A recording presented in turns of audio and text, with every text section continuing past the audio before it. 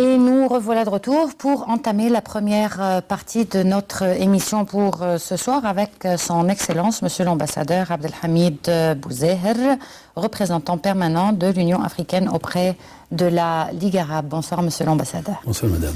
Permettez-moi tout d'abord de vous présenter aux téléspectateurs. Je voudrais juste rappeler que son Excellence, Monsieur l'Ambassadeur, est à la tête de la délégation permanente de l'Union africaine auprès de la Ligue des États arabes depuis janvier 2015. Il a suivi auparavant, durant près de 4 décennies, la diplomatie de son pays, l'Algérie, dans différentes fonctions et contrées. À ce titre, il a été tour à tour en poste en Afrique et en France avant d'être nommé ambassadeur au Sénégal, aux Émirats arabes unis et tout récemment en Libye. Au niveau de l'administration centrale du ministère des Affaires étrangères algérien, il a servi en qualité de directeur adjoint du Maghreb arabe comme directeur général des pays arabes où il a cumulé sur 2 périodes de près d'une dizaine d'années d'exercice dans cette fonction. L'ambassadeur Bouzeher est lauréat de la prestigieuse École nationale d'administration et de l'Institut d'études politiques à Alger. Il est marié et père de 2 enfants. Bonsoir Monsieur l'Ambassadeur. Bonsoir Madame. Alors, une longue carrière, avec des postes tous aussi différents les uns que les autres que nous parlerons, et nous parlerons certainement de votre poste en Libye. Mais je voudrais commencer par vous poser une question concernant l'Union africaine qui développe une vision stratégique pour construire une Afrique unie et prépare et prospère dans le cadre de l'agenda 2063. Donc on voudrait savoir plus sur cela. Merci. Permettez-moi tout d'abord de vous remercier pour l'invitation et de saluer les téléspectateurs de Nile TV. C'est un plaisir de me trouver dans ce studio pour parler un peu de l'Afrique et des questions africaines. Pour parler de l'agenda 2063, bon, il faut savoir que l'agenda 2063, comme son indique, a été adopté en 2013. Il porte sur une période de 50 ans, donc qui va jusqu'en 2063. Et en fait, il s'inscrit dans la continuité du travail extraordinaire qui a été fait par les pères fondateurs de l'Union africaine en 1963 à Addis Abeba à l'occasion de la création de l'Organisation de l'Unité africaine. Durant les 50 premières années, comme on dit, on a porté sous les fonds baptismaux l'organisation continentale. On a fixé des grands objectifs stratégiques pour asseoir l'autonomie de l'Afrique, consolider la constitution des États-nations, la création des États-nations, et en même temps asseoir les règles de fonctionnement de la gouvernance, de l'administration et de surtout la gestion des affaires intérieures, des affaires des États, et surtout consolider, ancrer des relations qui fondent, des principes qui fondent les relations entre les États. Donc, donc la relation, aujourd'hui, si on peut parler de stabilité au niveau de l'Afrique, c'est d'abord à l'origine, c'est grâce un peu à la charte de l'Union africaine qui a notamment ancré le principe de la consolidation des frontières à l'intérieur, des États à l'intérieur des frontières de la période coloniale, le respect des règles de bon voisinage, du respect mutuel, de la non-ingérence dans les affaires intérieures, le respect mutuel, le respect de la souveraineté. Ce sont des principes fondamentaux aujourd'hui qui ont effectivement, alhamdoulilah, épargné à l'Afrique un peu les déchirements que l'on peut connaître. Sauf que, bon, il y a les problèmes internes aux États africains. Mais en tout cas, cette période de 50 ans jusqu'en 2013 donc, a servi pour consolider, asseoir la stabilité des États et ensuite assurer un développement à la fois institutionnel, politique, économique et de développement. Donc le passage en 2003 de l'Organisation de l'Union africaine vers l'Union africaine est en soi une étape qualitative importante qui a permis maintenant au continent africain de s'adapter à l'évolution du monde, notamment à la mondialisation, et aux contraintes qu'elle implique, et à travers aussi pour s'adapter également au programme du millénaire qui a été voté par les Nations Unies et qui s'implique, si aussi je deviens une espèce de référence pour le développement et le parcours des États. Sur cette base, 2013, à l'occasion de la célébration du 50e anniversaire de la création de l'Organisation de l'Unité africaine, on a lancé maintenant l'agenda 103, c'est-à-dire pour les 50. Là, c'est la deuxième partie du siècle, finalement, de 1903. En quoi consiste, quel est le contenu de cet agenda? On peut peut-être le résumer dans 4 volets. Le volet principal, c'est celui du développement économique. Donc, il faut l'objectif. Donc, l'objectif, c'est de réaliser, de poursuivre et de réaliser l'intégration économique du continent. L'intégration suppose une économie, des économies dynamiques, ce qui est le cas. La croissance en Afrique s'améliore et se développe. Les investissements se développent. Les infrastructures qui sont absolument nécessaires pour la relance des économies et l'intégration des économies, donc au-delà des frontières nationales, est quelque chose d'absolument indispensable. Donc les infrastructures sont aujourd'hui un pilier de cette construction pour l'avenir. L'intégration des marchés africains pour le commerce, donc l'idée de la création d'une zone de libre-échange continentale est en route, et donc c'était aussi un des facteurs importants pour soit l'intégration économique. Et puis, avec cela, quand on parle d'infrastructure, c'est les transports, c'est la communication. Voilà les grands secteurs qui figurent donc, comme piliers économiques. Mais l'intégration, c'est pas seulement physique, elle n'est pas économique seulement, elle est aussi de l'ordre de la diffusion de la culture, de la démocratie et des droits de l'homme. C'est ça, parce que l'objectif, c'est à partir des du cadre référentiel, du cadre législatif, du cadre juridique qui est adopté, mis en place par l'Union africaine et dont tous les États sont tenus de s'en référer. D'après tous les traités, chartes, accords, conventions sont aujourd'hui ratifiés dans la plupart des cas par les États africains. Ensuite, le contenu, ces chartes, ces accords sont intégrés dans les politiques de développement national. Donc quand je parle d'intégration, c'est pas seulement économique, c'est également humain. Elle touche au développement humain dans son acception la plus large. C'est-à-dire les droits de l'homme, la gouvernance, les règles démocratiques, l'alternance du pouvoir, l'élimination, pour ne pas dire l'éradication de la violence, en tout cas la condamnation de la violence contre les femmes au premier chef, contre les enfants, contre les populations ou les couches vulnérables des sociétés. C'est un peu tout ça. Et puis tout ceci, c'est également le droit. Pour tous ces engagements qui sont présentés, en principe, sont consacrés dans les constitutions nationales. La constitution étant par définition la loi suprême, la loi de référence dans les États, ces conventions ensuite se traduisent dans les actes de justice. Donc il y a à côté de cela aussi une justice. La justice doit être indépendante, sereine, responsable pour pouvoir protéger les faibles et faire respecter le droit. Donc ce qui va aussi, la primauté du droit est également un des fondements principaux de cette vision de l'avenir de l'Afrique en mouvement. Bon, monsieur l'ambassadeur, je ne voudrais pas être pessimiste, mais on entend beaucoup parler depuis le défunt monsieur Boutros Ghali qu'on a perdu. Il s'est toujours battu pour les mêmes principes que vous venez de mentionner.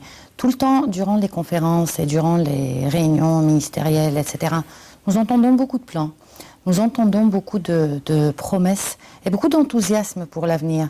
Mais concrètement, sur le terrain, on n'a pas vu l'Afrique évoluer et les relations entre les pays africains évoluer depuis quand même quelques décennies.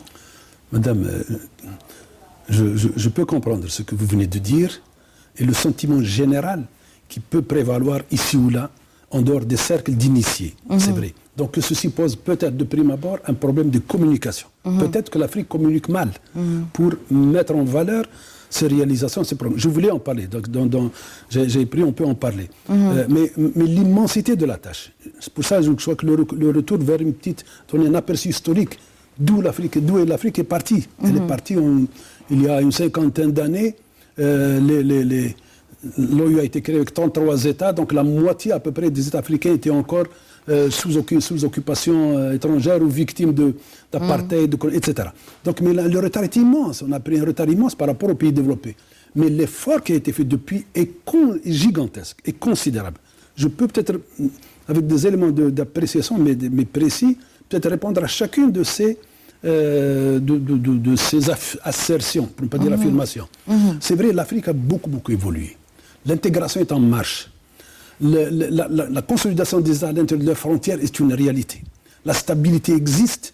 Il existe cependant, c'est vrai, cela, on ne peut pas cacher, ignorer ce qui se passe. Il y a encore énormément à faire. Beaucoup a été fait, mais il reste énormément à faire.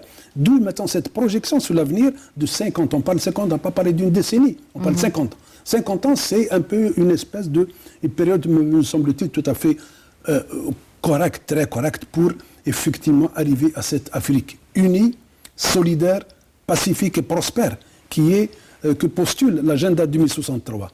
Mais beaucoup de choses. Je parlais sur le plan économique. Aujourd'hui, l'Afrique est en marche. Alors que dans le monde entier, les économies sont quelque part en récession, aujourd'hui, l'Afrique bat des records en termes de pourcentage de croissance, de niveau de croissance. Les investissements, l'Afrique autrefois qui était abandonnée, comment dirais-je, n'accrochait pas l'intérêt des investisseurs. Aujourd'hui, l'Afrique est devenue la première destination des investisseurs et dans les mouvements de capitaux, l'Afrique est devenue une place extrêmement prisée.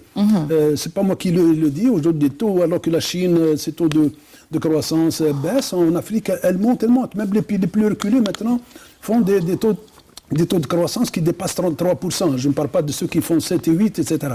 Donc, il y a des problèmes. Je crois que le grand problème pour l'avenir, pour l'Afrique, c'est vrai qu'il reste des pays qui sont géographiquement enclavés, qui n'ont pas de ressources minières, ni du sol, ni du sous-sol, etc., qui ont été vivés un peu en marge, peut-être, du développement. Il existe encore, il y a des poches importantes. Mais dans l'ensemble, je vous assure, l'Afrique est en marche, elle est en très bonne voie. Et c'est vrai, ce qui postule l'agenda, ce que dit l'agenda, ce qui est contenu dans l'agenda, c'est vrai, c'est une vision d'avenir, mais une vision réaliste. C'est un rêve, parce qu'on parlait dans le temps, les pères fondateurs de l'Afrique, on les appelait les pères fondateurs, ils portaient un rêve, comme les précurseurs du panafricanisme également. Mais finalement, aujourd'hui, mais le rêve, moi je dis toujours, le rêve, c'est le rêve qui fait marcher l'humanité. Non, mais concrètement parlant, monsieur l'ambassadeur, il y a beaucoup de pays africains qui ont évolué durant les dernières années, comme la Côte d'Ivoire, comme l'Afrique du Sud. Mais là, ce sont des pays qui ont évolué séparément. Quand on parle d'une évolution pour l'Union africaine en question, quand est-ce qu'on va la voir se faire? Madame, vous avez cité un cas que je prétends connaître un peu. J'étais en poste en Côte d'Ivoire. Mais vous dites que la Côte d'Ivoire n'est pas seule. La Côte d'Ivoire, depuis des années, appartient à un ensemble régional qui s'appelle la CEDEAO et qui comprend 16 pays et qui ont atteint un niveau d'intégration très élevé. Aujourd'hui, ils ont le libre-échange au niveau de la CEDEAO, toutes les barrières douanières, etc. Aujourd'hui, ces pays, la Côte d'Ivoire, qui est un pays producteur de matières premières, comme chacun sait, aujourd'hui a développé son économie. La plupart des pays africains qui vivaient avec des économies basées sur une monoculture ou deux cultures, maintenant ont pris se sont trouvés de nouveaux espaces. D'abord, la valorisation des matières premières, c'est devenu aujourd'hui un principe sacro-saint du fonctionnement des économies. J'étais récemment à la dernière conférence de Sharm el-Sheikh sur l'économie de 2016, et je vous assure que le sentiment général de la conclusion un peu des panels, c'est tous les spécialistes, beaucoup plus spécialistes que moi, qui disent qu'effectivement, il y a un optimisme mesuré, mais sûrement l'Afrique est sur la bonne voie. Je crois que c'est cela qu'il faut savoir, etc. Avec, j'espère en parlant de l'Égypte, avec la zone tripartite de libre-échange ici, qui va ouvrir des perspectives énormes pour tous les pays. Mais avec ce qui est bien, c'est que maintenant, cette évolution cette évolution, ces performances vont rejaillir, vont irradier un peu toute la région parce que les pays qui vivent en vase clos, c'est terminé maintenant. C'est terminé. Il faut développer le commerce transfrontalier. On dit que le commerce interafricain était de 12%. C'est vrai, aujourd'hui, il va passer à 30% et à 50% à l'origine 2015. Le commerce avec le monde extérieur est en progression par de 3%, il va être porté à 12%, parce que c'est grâce un peu à la transformation, à la valorisation des matières premières. Et puis on a autre chose à offrir. Les États africains ont désormais autre chose à offrir que les matières premières minérales, etc. Pour tout développement, monsieur l'ambassadeur, l'éducation et la santé sont nécessairement indissociables du développement d'un pays. Et l'éducation et la santé restent quand même de gros problèmes en Afrique. Quand on regarde le classement des pays africains sur le plan mondial, de l'éducation par exemple, ils arrivent malheureusement en dernier. Mais en tout cas, si on parle vous parlez de la situation aujourd'hui. Non, mais mais dans la projection de l'Union africaine. Et je parle surtout, je mentionne ça pour connaître quels sont les plans, vos plans pour remédier à cela. Madame, je crois que cette vision de l'Union africaine qui est aujourd'hui très directive. Aujourd'hui, quand je parle de développement humain, il y a une conception, une perception très large donc, du contenu. Je parlais des droits de l'homme, le respect des droits de la femme, la justice, l'état de droit, mais également la gouvernance. Et la gouvernance passe par d'abord un peu la promotion de la justice entre les citoyens, par l'amélioration du service public. Le service public passe par effectivement permettre à tous les citoyens de disposer de la bonne éducation, de disposer de services de santé, comme des services de transport, de logement, surtout. Ça, c'est là aussi, il y a beaucoup de progrès. Les pandémies, autrefois, les grandes pandémies ont disparu. C'est vrai qu'on entend ici ou là quelquefois de retour de l'ancienne maladie, etc., qu'on croyait vaincues, mais qui reviennent. Mais aujourd'hui, c'est pris en charge. La formation des cadres, je vous assure, les formations des cadres, en termes de médecins, de personnel médical, paramédical, etc., de spécialistes, existent.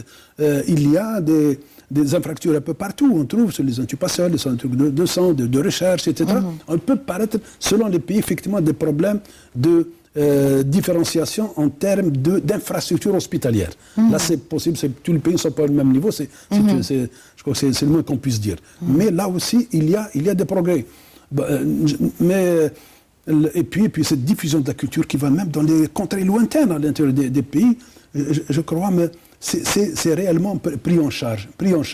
Mais dans le domaine de la santé, dans le domaine de l'éducation, c'est un très grand sujet.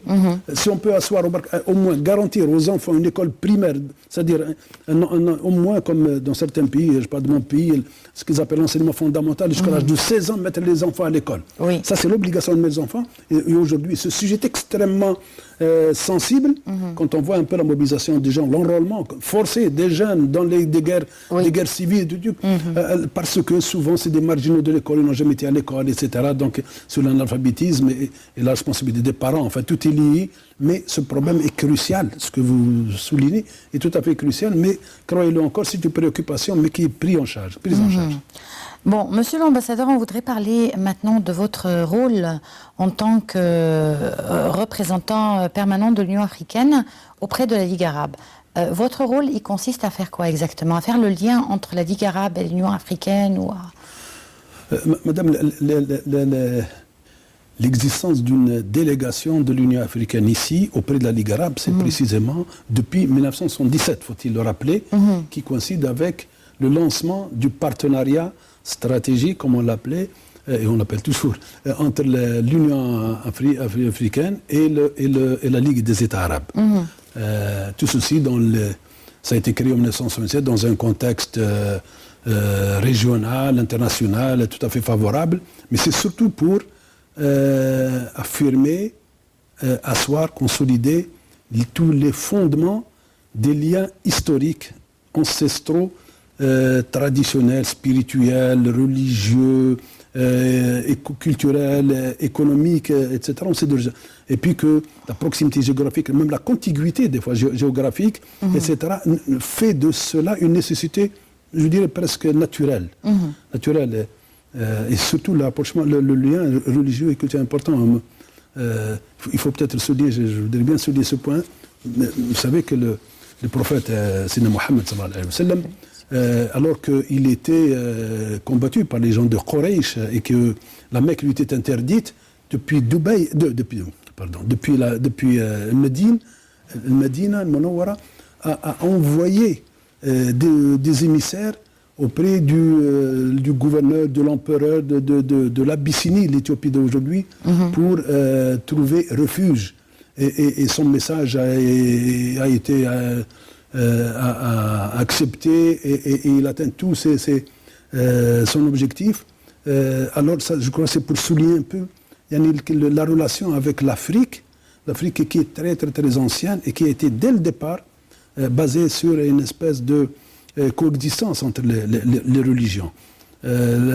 La même chose, les relations traditionnelles entre notamment la péninsule arabique et les pays de la Corne de l'Afrique jusqu'à Zanzibar, etc., sont connues. Donc c'est autour de ces fondamentaux que cette relation existe. Et ensuite, il y a des facteurs objectifs extrêmement importants. Il y a 9 pays arabes, membres de la Ligue arabe, qui sont africains, qui représentent 2/3 de la population arabe, qui représentent presque autant 2/3 de la surface du territoire arabe. Donc c'est un peu des facteurs naturels, stratégiques qui font cette relation. Au contraire, on peut s'interroger plutôt pourquoi cette relation n'a pas existé depuis si longtemps. Donc, objectif, l'ouverture de l'ambassade, de la délégation, parce que c'est la relation avec l'Union africaine et la Ligue des États arabes, tout comme il existe à Addis Abeba, en Éthiopie, une délégation de la Ligue arabe auprès de l'Union africaine. Donc la relation, le contenu de la relation, c'est pour assurer un suivi, pour essayer d'animer autant que faire se peut cette relation, et qui malheureusement a subi aussi, je dirais quelque part, les avatars de l'histoire. Je rappelle que ça a été créé en 1905, c'est le premier sommet des chefs d'État. Ensuite, il a fallu 33 ans après, jusqu'en 2010, pour qu'on reprenne un peu on relance à nouveau ce partenariat. Et c'est depuis le dernier sommet de Koweït, il prend maintenant, j'espère, il est à la recherche de sa vitesse de croisière, et aujourd'hui, on va vers des réunions périodiques avec un contenu, un ordre du jour et tout. Cet organe, monsieur l'ambassadeur, au sein de la Ligue arabe, il regroupe tous les pays africains ou bien Non, c'est une ambassade. C'est-à-dire là, ici, nous représentons la commission, l'Union africaine, c'est exactement l'organe exécutif, la commission de l'Union africaine. C'est comme un bureau. C'est une délégation, non? C'est une délégation, on peut appeler ça un bureau. Oui. On peut appeler bureau, moi j'appelle délégation, comme le nom officiel. Juste pour comprendre. Non, c'est ça. Juste une question de nom. On peut dire un bureau de l'Union africaine, comme on dit officiellement, délégation permanente de l'Union africaine. Mais nous sommes en relation, donc le suivi. Donc elle compte uniquement le représentant et ses collaborateurs. Et nous travaillons avec le secrétariat de la Ligue des États arabes, avec un point focal qui est chargé du suivi de ce partenariat, et nous préparons toutes sortes de réunions qui sont à l'ordre du jour, etc. Aujourd'hui, nous sommes en plein dans ce travail pour préparer le prochain sommet qui est prévu en novembre 2016 en Guinée équatoriale à Malabo. Il y a combien de pays africains, monsieur l'ambassadeur? 54 pays africains. 54 pays africains. Uniquement 54. C'est déjà pas mal. Oui, mais on pensait. Moi, personnellement, je pensais plus. Ils étaient, je dis, 33 à la création de l'OUA en 1963. Maintenant, c'est pratiquement le parachèvement. Il y a un parachèvement de processus de décolonisation qui, sauf, il y a un territoire ou deux, le Sahara occidental, qui est membre de l'organisation africaine, de l'Union africaine, mais qui n'a pas encore tout à fait décolonisé. Et puis, il y a l'île de Mayotte, qui fait partie de la fédération des îles des Comores, etc. Pour le moment, il y a un problème pour qu'elle réintègre la communauté nationale comorienne, et puis une petite île du côté de l'île Maurice, Chongos, ça s'appelle. Voilà. Bon, on voudrait terminer par la place de l'Égypte maintenant au sein de l'Afrique. Bon, il y a quelques années, c'est vrai que les relations n'étaient pas très chaudes. Il y a des tentatives maintenant de la part du gouvernement et de la présidence pour donner un coup de pouce à ces relations et regagner la place que l'Égypte avait en Afrique. Non, c'est vrai, vous ne croyez pas si bien dire, mais la page du passé, de ce qui s'est passé depuis 2011, la page est tournée, définitivement tournée. Et au contraire, sur ce point-là, pour moi, personnellement, l'ambassadeur de l'Union africaine, je suis extrêmement heureux peut-être de parler de ça, parce qu'effectivement, c'était, je dirais, il ne se sent pas normal que l'Égypte, pays fondateur africain, grand pays, si l'on est contributeur principal au même titre que CAT, etc., et qui a traditionnellement toujours une politique africaine très très ouverte, été mis à l'écart, etc. Mais aujourd'hui, je dis mon bonheur personnellement, et de tous ceux qui aiment l'Égypte, et tout le monde aime l'Égypte, c'est de voir l'Égypte revenir en force, occuper toute la place qui est la sienne et même au-delà. Je dois dire, c'est un sujet de satisfaction extrêmement important. Aujourd'hui, et l'Égypte assume pleinement. On sent cette volonté de rattraper, moi je le dis, le temps perdu. Et c'est vrai, la double, comment dirais-je, adhésion, enfin, le double mandat de l'Égypte au Conseil de sécurité des Nations Unies, au Conseil de paix et sécurité de l'Afrique. Par exemple, le rôle joué par l'Égypte et le président Sisi, son excellent président Sisi à la COP 21, où il a été le porte-parole, le porte-voix de l'Union africaine et présenté un peu la position de l'Afrique avec succès, etc. Ce sont tout ça. Et puis ce qui est en train de se faire, la réunion tripartite. La réunion, c'est les communautés tripartites pour la zone de libre-échange dans la région. Ce sont autant de facteurs. Je travaille avec la société civile, les centres de réflexion, les centres de recherche et d'études stratégiques, la société civile, dans toutes ces composantes, j'observe un très grand intérêt pour la chose africaine. Et ça, je crois qu'il faut s'en féliciter et féliciter les autorités officielles qui sont derrière. Nous en félicitons effectivement. Monsieur l'ambassadeur, je vous remercie beaucoup d'avoir été parmi nous aujourd'hui, d'avoir répondu à notre invitation. Merci. Je vous remercie aussi de nous avoir suivis. On s'arrête pendant quelques secondes pour